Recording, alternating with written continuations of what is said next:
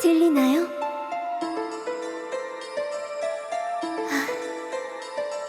제 말이 들리고 있군요. 힘든 부탁이지만 이쪽 세상으로 와주세요. 티르나 노예가 파괴되려 합니다.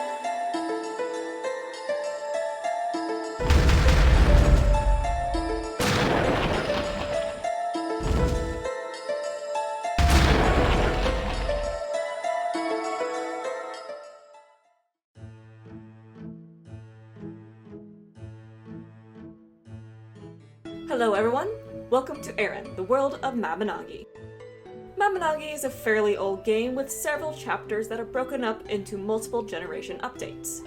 Along with the generations, there are some side stories, town stories, and even a few limited time event stories that are all canon to the lore of this game.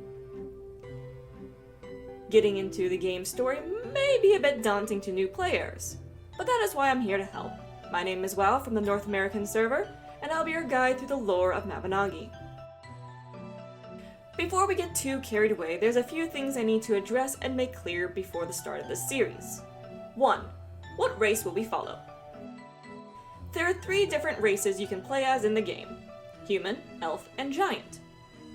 For this entire series, we will be telling the story from the perspective of a human player, so please ignore my pointy ears. 2. Chronological order. While this might seem obvious at first, we will be following the Korean release order for the content of this game. Mabinogi is a Korean MMO, and while all major updates, such as the generations, are released in the same order, the talent, side, and event stories are subject to delay or early release in other regions. Furthermore, with all this content already released, new players might experience the non-generation stories out of order, and that can cause some confusion. So for this series, we will stick to the release schedule from Korea to keep things running smoothly. 3. The Blanna Quest. The Blanna questline is a tutorial on how to play the game. While it does have its own story, it doesn't fall into any given location on the timeline, and mainly serves as an aid for new and returning players to the game. Because of this, we will not address the Blanna questline in this series. However, if people want, I can make a standalone video explaining that questline in a future video. 4. Inspiration and pronunciations. This game is inspired by Irish mythology. A lot of the locations, characters, names, and terminology used are all in Gaelic. Thus, pronouncing half this stuff will be a nightmare for me. I will do my best to say everything correctly, as well as provide visual aid on what I'm saying and how to pronounce it. With those things out of the way, let's begin the series properly with Chapter 1, Generation 1, Advent of the Goddess.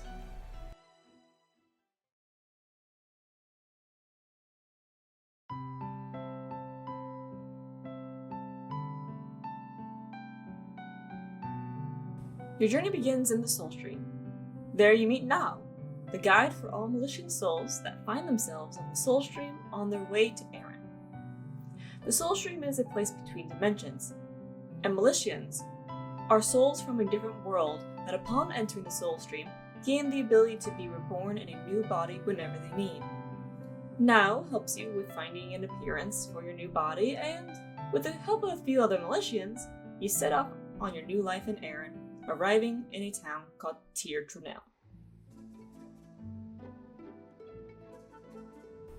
TheBadger is a small town in the foothills of the Morrighan Mountains, which are located in the northern region of the Ula continent. It's fairly isolated and has a long history that dates back to the first inhabitants of the land. The first person you meet in this village is Chief Duncan, who happily greets you and helps you get settled in the town and acquainted with the other residents. Amongst the other residents, you meet Trevor, the town guard that keeps a watchful eye on the northern path that leads up into the mountains. Mevin, one of the 2 local priests of the Church of Limerick, a church dedicated to the god of love. Reynold, a former warrior turned combat instructor that can be found training youngsters at the school. Lassar, a spell-casting prodigy that teaches others how to use magic. and Fergus, the best blacksmith in all the land. The people in this town help you get your bearings, teaching you a variety of skills and tricks to thrive, from combat to magic to simply just enjoying the quiet moments in life. Your new life is peaceful and uneventful. That is until you experience a dream of a woman. No, a goddess in a white gown with black hair and black wings, beckoning out to you. She implores you to seek her out, and that Tarlach is in grave danger. But what is Tarlach? And who was that goddess? Before you get a chance to ask anyone, Duncan asks you to find a misplaced earring among the snowmen in Schnee-Schnekta, a snowy mountain pass north of town. Not wanting to disappoint Duncan, you search through the massive clearing of snowman for the earring in question, noting an odd structure to the north. Eventually, you locate the wayward earring and return to town. When you give Duncan the missing earring, he'll tell you about the strange structure you saw. The structure is related to the Druids, and leads to another area in the mountains via magic. Duncan then tells you that there is a mana herb eating bear in that area, and if you run into it, you should give it some mana herbs. Mana herbs are blue plants that can be found in the depths of dungeons and brewed into potions that artificially restore one's mana. Mana is the primary form of magic in Erin, and originates from Iweka, the red moon that you can spot in the skies above. While on the topic of the moons, Ladeka is the name of the blue moon. Out of curiosity, you get some mana herbs and venture back north and find the odd bear in question. It doesn't take long to find it, as the bear isn't hostile. After feeding it some mana herbs, the bear will write the word Tarlach in the snow. Wanting to know what the word means, you hurry back to Duncan and share your encounter with the bear with him. Duncan is surprised by your story, and tells you that Tarlach is the name of one of the 3 missing warriors. He states that the 3 warriors had set off to find Tarlach, but vanished without a trace several years ago. From how Duncan tells you the story, you can decipher that he has personally met the 3 missing warriors, and was saddened to never hear from them again. But what really catches your attention is the mention of Tarlach, as the goddess in your dreams had asked you to save Tarlach.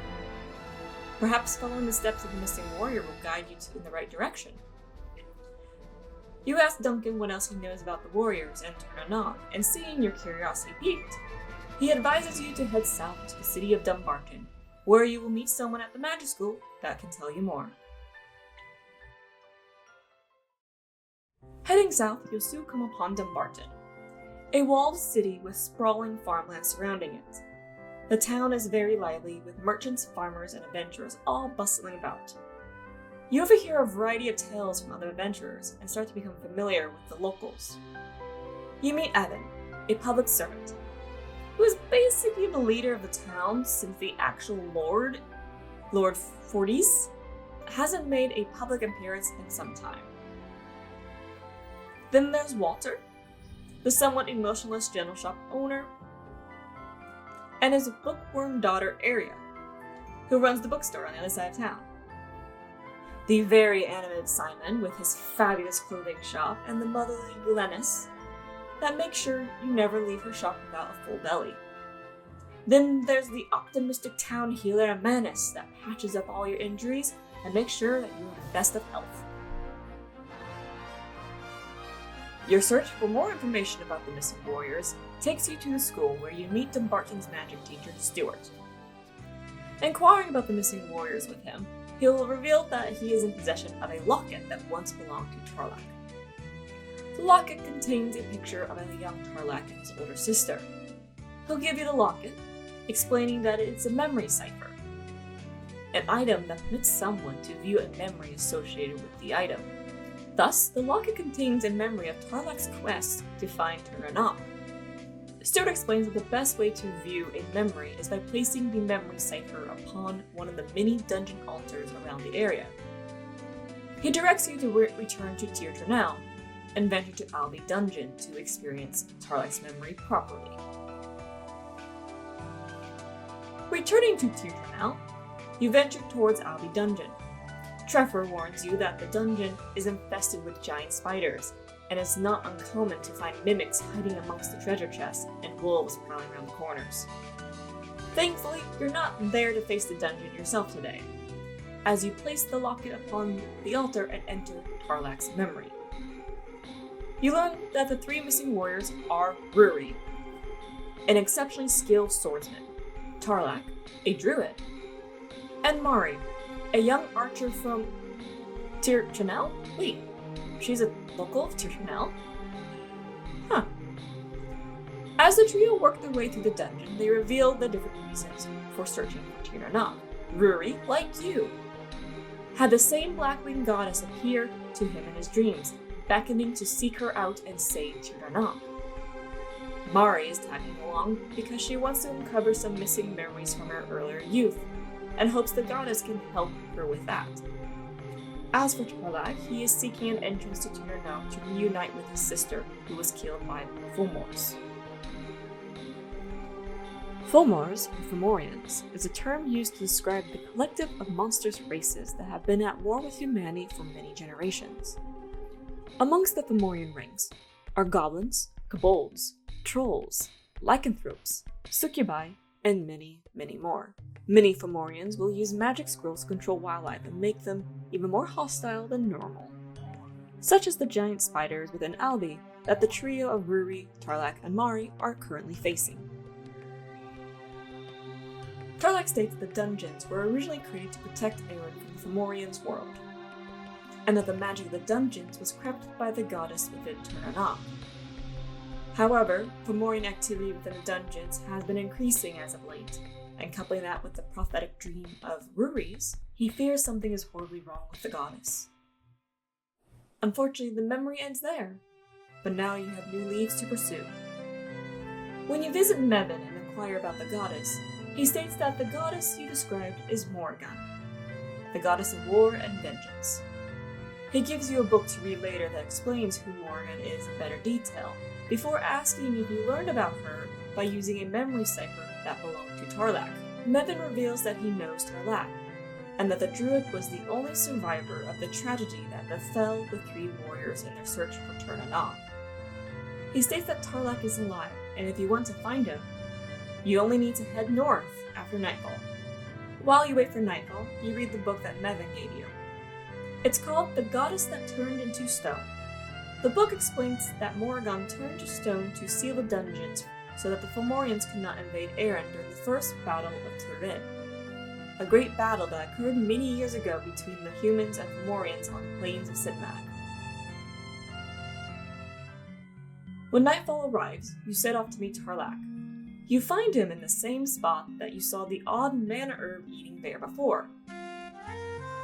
Tarlach greets you and thanks you for the mana herbs, revealing that he is the bear, and that he has to transform into a bear during the day to consume mana herbs to keep his mana stable. He quickly deduces that you had a dream about Morrighan, and like Ruri, you too were asked to save her and Tir-Chanel. He then asks you to give up on your search and forget about the dream. You try to pry, but instead he tells you to go read a book to satiate your curiosity before shooing you away. Wow, how rude. With no other leads to go with, you return to Dunbarton to find the book in question. With the help of the bookstore keeper Arya, you get the book, The Land of Eternity, Tir-Chanel. Reading through it, you learn that Tir-Chanel is a paradise where the sick are healed and where no wars take place. A perfect place of peace and prosperity. However, the book also cautions that one shouldn't pin all hopes on finding Tir-Chanel, as the paradise described is not a real place. So, where do we go from here? Why not pester Tarlach some more? I'm sure that druid will start eternally screaming every time he sees you appear in the mountain pass. When you approach him again, he's reluctant. But eventually he explains that Tir-Chanel is a real place, but it's actually the land of the Fomorians, and that the goddess is only luring innocent adventurers like yourself to their doom. Seeing your puzzled face, he then gives you the Brown Evil Pass, a special pass that can be offered to the altar of Mari Dungeon. Tarlach states that the pass was created by the Fomorians to avoid the barriers that Morrighan created upon the dungeons. He recommends not going, but if you're steadfast in finding out the truth for yourself, then he suggests being cautious when you encounter what lurks within Berry Dungeon. Wait, where's Berry Dungeon? Alright, the town of Bangor. Taking the roads heading south from Dunbarton, you will find yourself venturing through Garge Hills on your way to Bangor. The sprawling hills border a bountiful ancient forest called Fiod, and as you venture down the trail, you find a large excavation site. There, 3 workers work tirelessly away at uncovering a massive statue of a dragon that has long been embedded in the hard earth. While the statue is interesting, your goals lie elsewhere at the moment. A little further south, you arrive in Bangor, a mining town situated between the Iron-rich cliffs that lead to the southern coastline. The town is built around a mine shaft, where a complex system of mine rails lies within. The place almost seems like a ghost town, as the town was a victim to a Fomorian invasion several years prior. Due to the invasion, most of the town's population moved elsewhere, leaving a small but stubborn population to continue working away. Following Tarlach's instructions, you head into the mines to Bari Dungeon. A young lad called Shian will warn you that Bari Dungeon is filled with goblins and gremlins, and to be very careful. Thankfully, you have all the tricks Brandon and Lassar taught you, and you quickly find yourself in the final chamber of the dungeon. There, you discover the Black Wizard. The Black Wizard states you are trespassing and disobeying the will of the goddess, and that in her name, he will slay you. Unfortunately, he's not as quick with Firebolt as you are. Once he's defeated, you find an odd medal on his person. Looking at the medal, you recognize it as one of the ones the priests of Limerick would wear. You take the medal back to Mevin, and he will confirm that the medal is indeed what a priest would wear. However, he will note that there is Fomorian script written upon it. He recommends you speak to Randall to find a means of translating it. Wait, the combat instructor? How can he help? When you ask Randall, he gives you an arena coin to Albi Dungeon. He tells you that the arena coin will take you to a special Albi dungeon that is used for combat training. There you will find a friendly Fomorian who can translate the script. Venturing to the arena, you're quickly met by Albi's arena gatekeeper, Goro, a goblin. Goro gladly helps with translating the medal. He does caution that he grew up with the human language as his main tongue, so his Fomorian is a bit rusty, but he gives the translation a shot. Dul Bra Dara Sharan, which Goro translates to, "Goddess, please lend me the moonlight." With the translation, you return to Tarlach to discuss your findings. The druid informs you that Goro's translation is technically correct, but the phrase actually means, "Oh goddess, please bestow me your powers." He reveals that he learned that from a Fomorian who held a similar medal, and then points out that now that you have proof and saw firsthand a Fomorian declaring an act in the name of Morrighan, that the goddess is indeed helping the Fomorians enter Erin. But then why would you have a dream of Morrighan calling out for your aid? You can tell that Tarlach's faith and trust in the goddess has been shaken by whatever occurred in his quest for Tarlach with his friends. Surely, there must be an explanation. Unfortunately, there isn't much you can do, so as you leave the mountain pass, you decide to visit Goro and tell him what the translation actually means. The goblin quickly apologizes for the innocent mistake and offers to introduce you to someone who can translate the Fomorian language properly. Although he cannot remember the name of the individual, he does say that she is a Succubus who lives in Dunbarton, and that she is viewed as a traitor to the Fomorians. A Succubus in Dunbarton? But where? Clearly, whomever it is hiding their true identity. So you devise a plan to find them, asking everyone, Dulbra Dara Sharon, and hoping someone reacts differently. Oddly, your plan works, and it's the Dunbarton priestess, Christelle. Wait, the Succubus is the priestess? Oh boy. Anyway, Christelle inquires how you know what that phrase means, and upon your explanation, she reveals that she is the one who taught Tarlach it.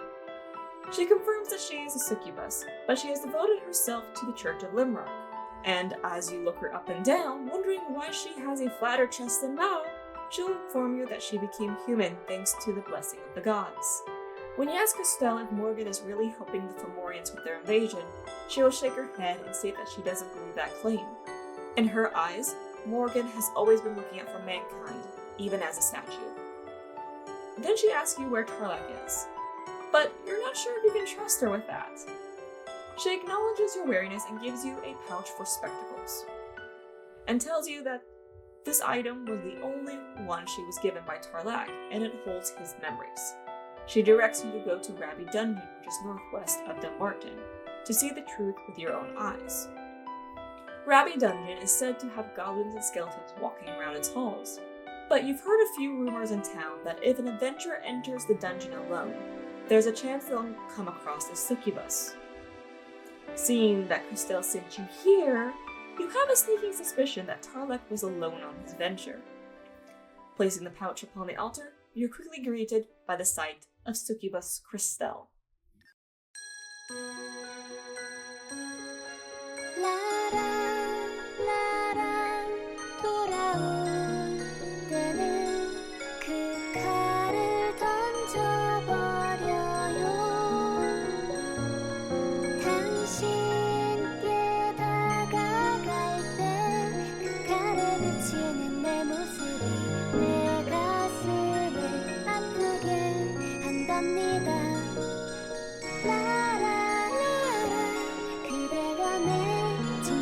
처음 들어온 날에 사실 전 놀라지 않았답니다. 제 가슴 속에는 이미 당신의 사랑이 살고 있었거든요. 라라 라라 눈을 감지 마세요. 그 눈빛 속에 나를 가둬주세요. 당신은 나의 주인님, 당신은 나의 주인님. 검은 장미의 영원한 주인.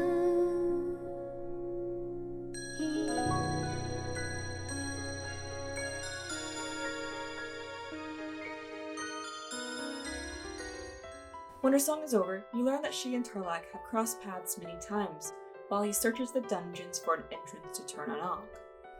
Over time, Christelle had fallen in love with Tarlach, but he rejects her advances as he walks the path of a druid. Wait, are druids like monks in this world? Ah, so Tarlach just doesn't think he deserves love or something. Got it. Out of respect for Tarlach's privacy, you don't reveal his location to her. You do inform her of how he is doing. She smiles and asks for you to tell him that she wishes to meet him sometime. You agree to pass on the message and return north to Tarlach. Relaying her message to him, he seems troubled and informs you that he cannot reciprocate her feelings. But he trusts her enough that maybe, just maybe, she could translate something for the both of you. He passes you a Fomorian book to be translated. Returning to Christelle, you give her the book to translate. It takes her some time, but when she finishes, she won't give it back to you, and will only give it to Tarlach. This triggers an entertaining back and forth between these two lovebirds, where ultimately you have to get a black rose to give to Christelle as a token of appreciation from Tarlach. Only once that is done, you get the book from her. The translated Fomor book is called the Book of Revenge. The book is a call of arms to the Fomorians by a human called Morrighan, who has turned his back on humanity. Morrighan cites that humans are the creation of chaos, while the Fomors are the creation of order. In order to protect Tarlach, humans must be destroyed. But who is this Morrighan? Christelle unfortunately doesn't know who he is, so you go back to Tirtra now to speak with Duncan. Hopefully he may be familiar with that name. To your luck, Duncan is very familiar with that name. Duncan explains that he met the druid Morrighan Windion back during the time of the Mad Turn Wars. During the peak of the war, an evil druid by the name of Japchiel was working with the Fomorians. Japchiel casted a spell that brought moon rocks crashing down Sinmac Plains and much of Ulan, creating a lot of destruction in its wake. Morrighan confronted Japchiel and stopped this spell. However, the duel that followed between the two druids ended with both of their deaths. Duncan laments that everybody was heartbroken when a friend of Morrighan returned to tell him of his fate. Morrighan was seen as a war hero to many people, and was loved and respected, yet now there is a Fomorian book written by Morris's hand calling for the death of humanity. You take the book back to Tarlach to inquire the truth. Tarlach confirms that it was indeed written by the very same Morrighan Gwydion that Duncan once knew. Tarlach states that Morrighan was his mentor, and that he was always skeptical of his master's death. As Tarlach reads the book over, he notes that Morrighan seemed to be distraught over a particular personal item being lost. Tarlach guesses that the item was a broken ring torque, and suggests that you check Dunbarton's town office, as they have a sizable lost and found there. Wait, what? Are we really just checking out lost and found to see if some key item is there? Oh, this is a video game, of course it's going to be there. When you get to the town office, you find Christelle had already found the item in question. She states that there are memories within it, and recommends using Math Dungeon's altar to view its memories. Without hesitation, you hurry to Map, a dungeon that often has kobold lurking within it, but today you're venturing to a memory. There you follow Morrighan, who is looking for his wife and daughter after the war. He is determined to escape the dungeon to find them, but as he reaches the end, he encounters the Dark Lord. The Dark Lord informs Morrighan that he cannot return and reveals the fate of his wife and child. Their home was set ablaze by humans, killing everyone within. The Dark Lord explains that the upper aristocrats were jealous of Morris's heroics during the war, and that they wanted that credit for themselves, but they couldn't claim that glory if his family and friends remained alive to refute their claims. The Dark Lord then extends his hand to Morrighan, offering to take him to see the goddess, stating that he, like Morrighan, has turned his back upon the corrupted race called humanity. Morrighan accepts, and soon meets the goddess. The goddess states that she is not only the guardian of warriors, but also the author of war and vengeance, and that she, like Morrighan, had lost hope in humanity, for they have slayed their own brethren for greed and power, and to achieve the order of Tan Sheminai, to bring peace to the world, humans must be destroyed. Upon this revelation, you confide in what you witness with Christelle, Duncan, and Tarlach. Tarlach gives you back the Book of Revenge, and when you let Duncan read it, he gets the impression that there is another volume or two to the book. Out of curiosity, you inquire to your favorite bookworm about other books written in Fomorian script. Arya does some research, and soon, 2 more books written in Fomorian script are found, and with Christelle's assistance, they are both translated. The second book regales that the goddess Morrighan is on the side of the Fomorians. Okay, lame, we already picked up on that from what we've been seeing. The third book, however, reveals that Morrighan and the Fomorians are seeking to revive a destructive beast called Glas Ghaibhleann. Duncan informs you that he had loaned a book about Glas Ghaibhleann to Bryce, the banker in Bangor, who is a bit of a history nerd. When you ask Bryce for the book, he'll gladly hand it over and comment that the creature requires a lot of adamantium to be made. Adamantium is a special mineral that's resistant to magic, and that mineral just so happened to be what Bangor's mines were popular for back in the day, but those veins have all long run dry. Now, with the book The Embodiment of Destruction, Glas Ghaibhleann in hand, you return back to Tarlach. On your trip back north, you take notice to a few things within the book. First, there have been multiple Glas Ghaibhleanns throughout history. The first occurred during the wars between the Hearthlawns and the Fomorians. 2. When a Glas Ghaibhleann was felled, an explosion of dark energy would be released from its body. And 3. A Fomorian king called Balor once gave a Glas Ghaibhleann to a craftsman, who eventually lost control of the monster because he wasn't a summoner. Clearly, you need to be a summoner in order to control one of these things. But also, Hearthlawns. Who are they? Are they still around? And the Fomorians have a king? There is still a lot you don't know about this world, but now is some time to get sidetracked. When you return to Tarlach, you aid him in creating a preservation powder for his broken glasses, so that they can be used as a memory cipher upon an altar to see what happened to him, Ruri, and Mari. As the memory unfolds, the trio are fighting their way through the depths of an unknown dungeon. They face the same Dark Lord you saw in Morris's memory. The Dark Lord proves to be a formidable opponent to the trio of friends, but eventually they manage to overpower him, causing him to retreat with an ominous warning to the trio upon their fates not being all that desirable. The trios press on and enter a large chamber. There, they find a dormant Glas Ghaibhleann, still being constructed by the Fomorians. Mari spots a chest nearby and finds the untranslated Book of Revenge, which she gives to Tarlach. Huh, I was wondering where he got that book. Morris then appears and ignores Tarlach calling out to him. Instead, the old druid instructs the Dark Lord to take the trio out, but not to kill them. The Dark Lord and his soldiers soon reappear and advance upon the trio, quickly overpowering them. As the trio call out to each other, Morris hears Mari's name and tries to stop the attack.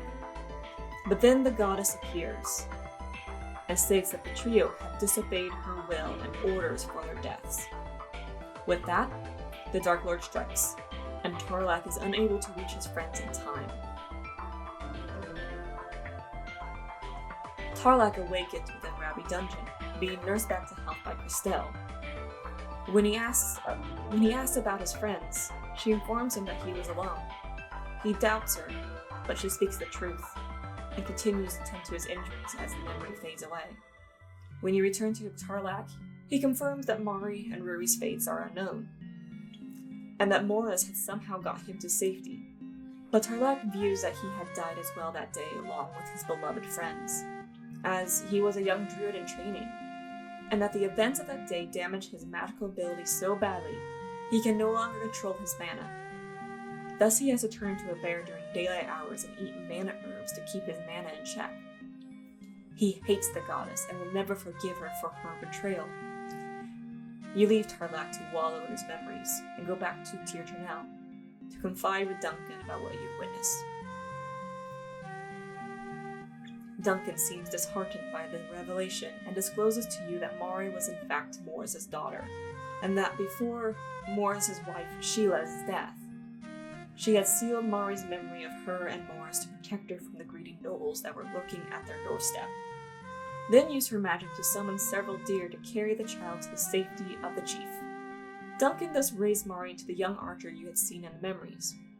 He asks you to keep Mari's secret, and then states that he still has doubts about Morrigan's betrayal, but there isn't much more that either of you can do. Resting for the night, you have another dream. There, Morrighan is pleading out for someone to hear her. She states that Glas Ghaibhleann will soon be revived, and that someone must come to defeat it and save her from some place. Then she says something about Pendant being the key and to hurry. You wake from your dream, only to find an owl from Duncan awaiting you. You hurry back to Duncan, who gives you an item that he found while cleaning. You immediately recognize it as the other half of Morris's torquerie. Duncan explains that this half belonged to Sheila, and that it had been tucked into the blanket that Mari was delivered to him long ago. Duncan decides to give it to you, hopeful that the druid's wife might have had a few tricks up her sleeve that could help you. When you take Sheila's torque to Map Dungeon, you're surprised to witness the memories of Sheila's ghost. The ghost desperately follows Morris and tries to call out to him, but the living cannot see or hear her. When the Dark Lord and the goddess appear before Morris, Sheila, being dead, sees the truth, a truth that you now see through her eyes. The goddess before Morris isn't Morrighan, but a white-winged, robed deity, using the goddess's guise to manipulate Morris and who knows who else. Despite Sheila's pleas for Morris not to trust the fake goddess, he agrees and sets forth on a path of revenge. You sprint back to Duncan to tell him the truth. He informs you that the white-winged deity you saw was no doubt Keyhole, one of the Fomorian gods.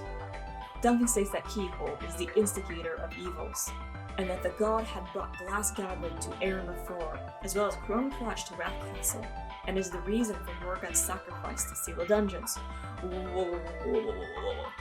Wait, one of the Fomorian gods? One of the Fomorian gods? And what is Chrome Crutch?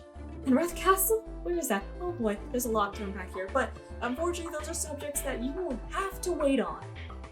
Duncan theorizes that when Morrighan created the barriers in the dungeons, Keyhole petrified her and took her to Tornanong to keep her trapped. Then Keel pretended to be Morrighan to rally the forces of evil and trick Morris into aiding his cause. Thus, Morrighan is calling out to you for help, as time is running out before Glas Ghaibhleann is revived. With that said, you run back to Tarlach and tell him the truth. His attitude towards Morrighan and you seeking Tarlach changes, and he realizes that the real goddess is indeed in danger. To get there, he gives you a special pass that he and his friends once used to reach Tarlach, and to get there, you have to enter through Bari Dungeon. That night, you have another dream of the goddess. She reveals to you that she is bound by magic stones and cannot halt Glas Ghaibhleann's summoning, and that the monster is in its final stages of construction. She also says that she has foreseen Aaron burning in her visions, and fears for everyone's safety. She asks you to find allies, and to hurry to Albe Dungeon. You set off to Bari Dungeon and use the Black Evil Pass on its altar. To your surprise, the dungeon seems unguarded, and you easily reach a portal gate that connects Aaron to another world. The other world is dead and barren, and eerily the town you find yourself in looks like TH1, and you soon discover someone who looks like Duncan. This lookalike's name is Dougal.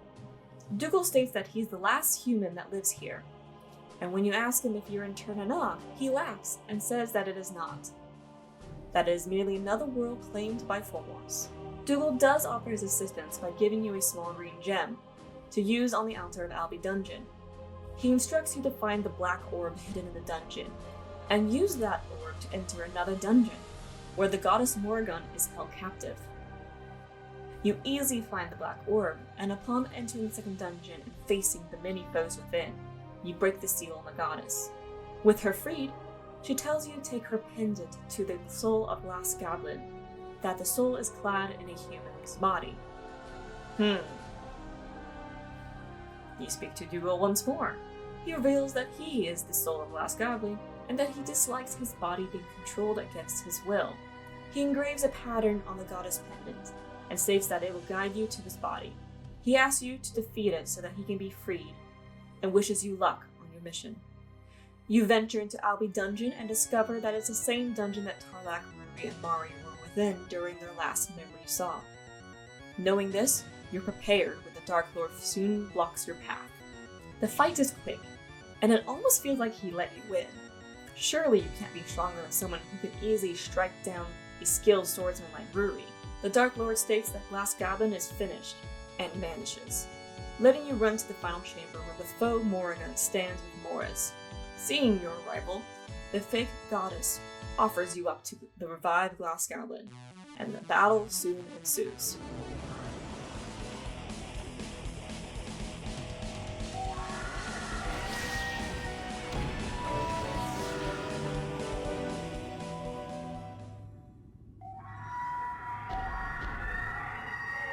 With the defeat of Glas Ghaibhleann, the fake Morrighan laughs, and Morris tells you to flee and that the goddess is fake. Oh, you figured it out? Come on, dude! Keel drops his disguise, bemused that Morris uncovered the charade. Morris tells Keel to surrender and that his plans have failed, but Keel just laughs at the druid. Keel then explains that he wanted Glas Ghaibhleann to be defeated all along. And then you recall what you read in the book before. When a Glas Ghaibhleann is defeated, its body explodes, releasing dark energy from it. The Glas Ghaibhleann you had just defeated then explodes, and a massive dimensional rift is formed. Keel reveals that such a rift now permits the Fomorian to travel into Erin with no hindrance from the goddess statues. Morris then attacks the deity with all his might, trying to right the wrongs that he has caused in his misguided actions.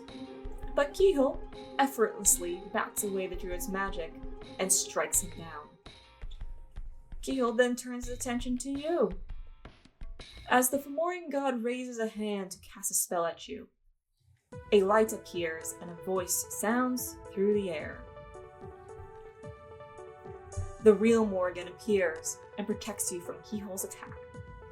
Keel is surprised to see her, as he didn't expect a youngster like yourself to free her. Morrighan calls him out for his deceptions and vows to get revenge upon him. He scoffs and counters that he never spoke any falsehoods, that he only used Morrighan's appearance to help make the truth easier for mortals to understand.